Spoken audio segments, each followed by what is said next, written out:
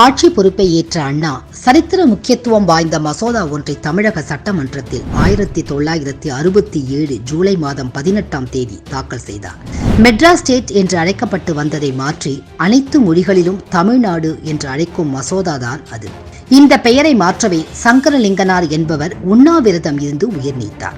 அன்றைய தினம் சட்டமன்றத்தில் தமிழ்நாடு என்று பெயர் சூட்ட அண்ணா கொண்டு வந்த தீர்மானத்தை அனைத்து கட்சியினரும் ஆதரவு தெரிவித்து ஒரு மனதாக நிறைவேற்றினர். முதல்வராக பொறுப்பேற்ற பிறகு அண்ணா தென்சென்னை எம்பி பதவியை ராஜினாமா செய்தார். தென்சென்னை தொகுதிக்கு அண்ணா யாரை அறிவிக்கப் போகிறார் என்று திமுகவினர் ஆவலுடன் எதிர்பார்த்திருந்த நிலையில் அப்போதைய பொதுப்பணித்துறை அமைச்சர் கருணாநிதியின் அக்கா சண்முக சுந்தரியின் மகன் முரசொலி மாறனை வேட்பாளராக அறிவித்தார். காங்கிரஸ் கட்சியின் சார்பில் CR ராமசாமி போட்டியிட்டார். 1967 நவம்பரில் நடைபெற்ற இடைத்தேர்தலில் 1,05,000 ஓட்டுகள் வித்தியாசத்தில் வெற்றி பெற்று முரசொலி மாறன் MP ஆனார். திமுக பிரச்சாரத்தில் கூறிய பல்வேறு திட்டங்களை நிறைவேற்றிக் கொண்டிருந்த அண்ணாவுக்கு 1968 செப்டம்பர் மாதத்தில் உடல்நலக்குறைவு ஏற்பட்டு அமெரிக்கா வரை சென்று சிகிச்சை பெற்று வந்தவர் 1969 பிப்ரவரி 3ஆம் தேதி உயிரிழந்தார்.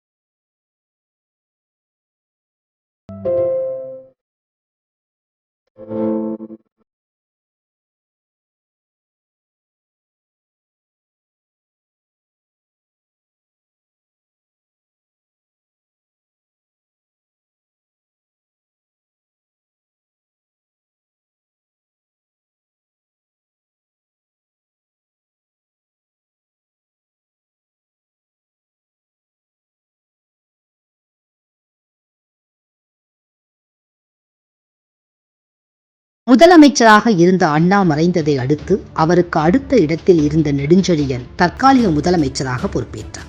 இருப்பினும் அடுத்த முதலமைச்சர் யார் என்ற கேள்வி திமுகவினரிடையே முணுமுணுக்க தொடங்கியது. எம்ஜிஆர், நாஞ்சில் மனோகரன், மதியழகன், சத்தியவாணி முத்து உள்ளிட்டோர் கருணாநிதி முதலமைச்சராக வேண்டும் என்று விருப்பம் தெரிவித்தனர். நெடுஞ்செழியனோ இருந்தால் முதலமைச்சராக இருப்பேன், இல்லையே எந்த அமைச்சர் பொறுப்பையும் ஏற்க மாட்டேன் என்று திட்டவட்டமாக கூறினார். கருணாநிதிக்கோ எம்ஜிஆரின் பரிபூரண ஆதரவு இருந்தது. பல்வேறு சமரச பேச்சுவார்த்தைகளுக்கு பிறகு 1969 பிப்ரவரி 9ஆம் தேதி திமுக MLAக்கள் கூட்டம் நடந்தது. இதில் கருணாநிதி பெயரை உணவுத்துறை அமைச்சர் மதியழகன் முன்மொழிய அமைச்சர் சத்தியவாணி முத்து வழிமொழிந்தார். வேறு யாரேனும் போட்டியிடுகிறீர்களா என்று கூட்டத்திற்கு தலைமை தாங்கிய கோவிந்தசாமி கேட்டபோது நெடுஞ்செழியன் பெயரை அரக்கோணம் MLA ராமசாமி முன்மொழிய பெரணமல்லூர் MLA அண்ணாமலை அதை வழிமொழிந்தார்.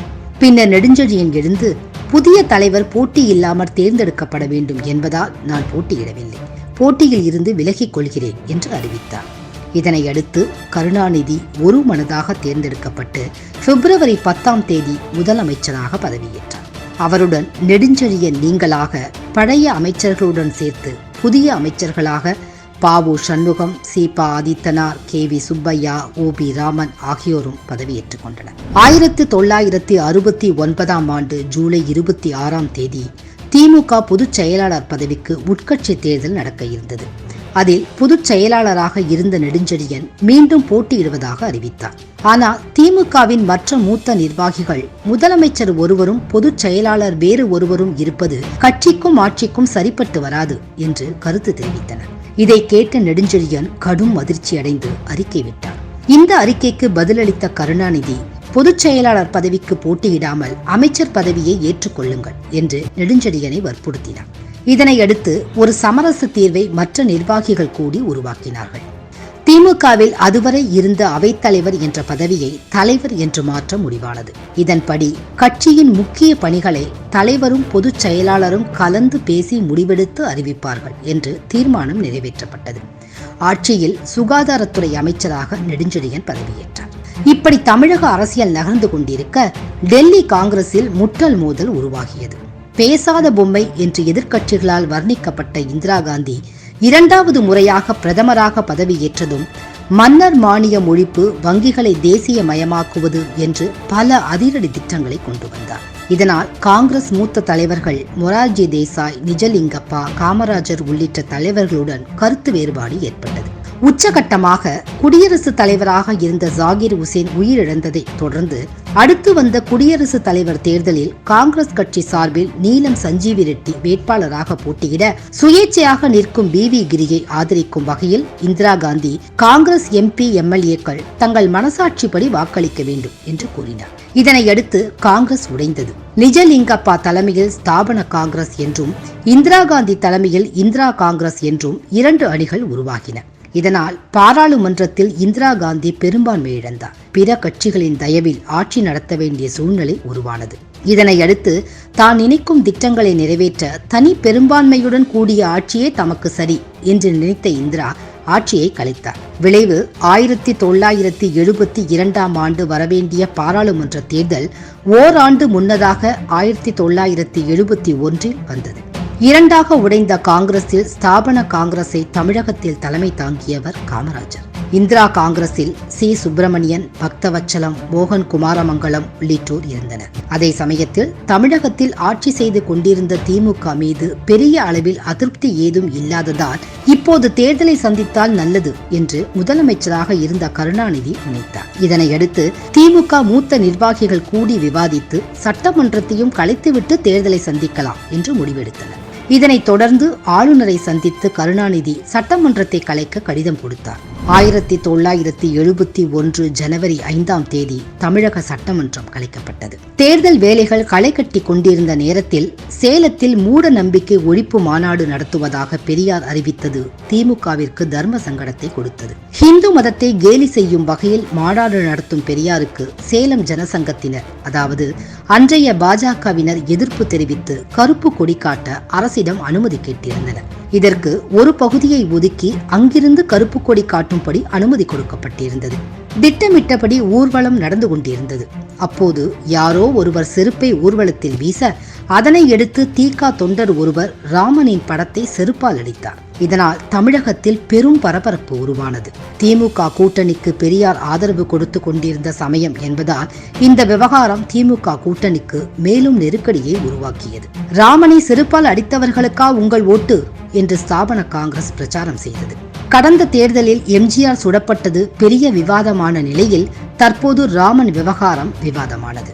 ஆனால் கடந்த தேர்தலில் சுடப்பட்டு மருத்துவமனையில் இருந்ததால் பெரிய அளவில் பிரச்சாரம் செய்யாத எம்ஜிஆர் இந்த தேர்தலில் ஊர் ஊராக சென்று கடுமையாக பிரச்சாரம் செய்தார். மேலும் தனது சொந்த பணத்தையே தொகுதி தொகுதியாக வேட்பாளர்களுக்கு செலவு செய்ய கொடுத்தார் என்றும் கூறப்பட்டது.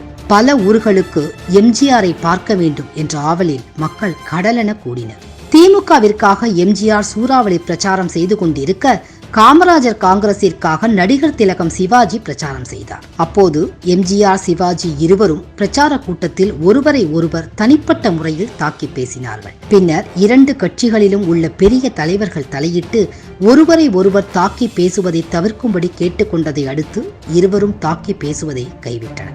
இந்திரா காங்கிரசிற்கு தமிழகத்தில் பெரிய பலம் இல்லாததால் இந்திரா காந்தி தமிழகத்தில் கூட்டணி அமைத்து போட்டியிட்டால் நன்றாக இருக்கும் என்று நினைத்தார். இதனால் திமுகவுடன் கூட்டணி அமைக்க விருப்பம் தெரிவித்தார். இந்திரா காங்கிரசின் தமிழக தலைவர்கள் நாடாளுமன்ற தொகுதியில் 20க்கும் மேற்பட்ட தொகுதிகளையும் சட்டமன்றத்தில் 80க்கும் மேற்பட்ட தொகுதிகளையும் எதிர்பார்த்து கொண்டிருந்தார்கள். திமுகவோ கடந்த முறை 170 இடங்களில் போட்டியிட்டது. இம்முறை அதைவிட கூடுதலாக போட்டியிட வேண்டும் என்று தீர்மானித்திருந்தது. இதனால் திமுக, இந்திரா காங்கிரஸ் இடையே கூட்டணி முடிவுக்கு வராமல் இழுபறி நீடித்து வந்தது.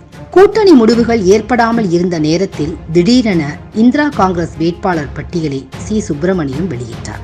இதனையடுத்து திமுக வேட்பாளர் பட்டியலை கருணாநிதி வெளியிட்டார். இந்திரா காங்கிரஸ் தமிழகத்தில் தனித்து போட்டியிடும் நிலை உருவானது. இதை விரும்பாத இந்திரா காந்தி கருணாநிதியுடன் தொலைபேசியில் பேசி பாராளுமன்றத்தை கருத்தில் கொண்டு கூட்டணியை உறுதி செய்தார். இதன்படி இந்திரா காங்கிரஸ் தமிழக சட்டமன்றத்திற்கு போட்டியிடுவதில்லை என்றும் 10 பாராளுமன்ற தொகுதியில் போட்டியிடுவது என்றும் முடிவாயிற்று. திமுக தலைமையிலான முற்போக்கு கூட்டணியில் இந்திரா காங்கிரஸ், இந்திய கம்யூனிஸ்ட் கட்சி, பிரஜா சோஷலிஸ்ட் கட்சி, தமிழரசு கழகம், முஸ்லீம் லீக், ஃபார்வர்ட் பிளாக் இருந்தன. காமராஜரின் ஸ்தாபன காங்கிரஸ் தலைமையிலான கூட்டணியில் ராஜாஜியின் சுதந்திரா கட்சி, சம்யுக்த சோஷலிஸ்ட், ஜனசங்கம், குடியரசு கட்சி உள்ளிட்டவை இருந்தன. எதிரெதிர் நிலையில் இருந்த காமராஜரும் ராஜாஜியும் ஒரே அணியில் இணைந்து மேடை ஏறினர். ஜனநாயக கூட்டணி வேட்பாளர்களை அறிமுகப்படுத்தும் கூட்டத்தில் ராஜாஜி காமராஜர் நெற்றியில் திலகமிட்டார்.